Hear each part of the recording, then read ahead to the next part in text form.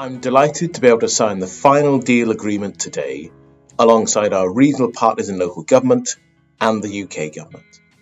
This signals a major step forward for the region, and it is important that momentum is maintained so that the region can progress towards the delivery of the deal.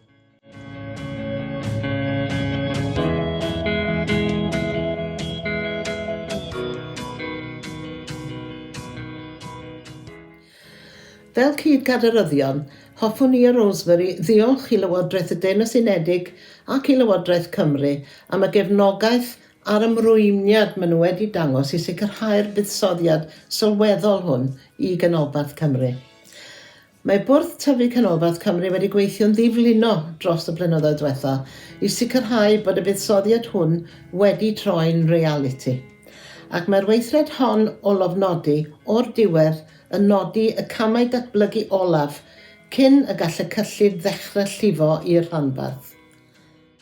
Mae hwn yn ddiwrnod pwysig iawn i Canolbarth Cymru.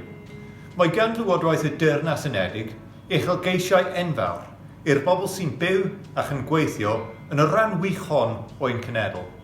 Y bydd yr uchelgeisiau hyn yn nawr yn cael eu cefnogi gan 55 miliwn o bunnoedd o fuddsoddiad gan y Llywodraeth y Deyrnas Unedig.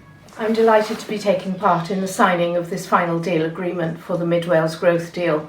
It's something we've been working on for a long time and often through challenging times.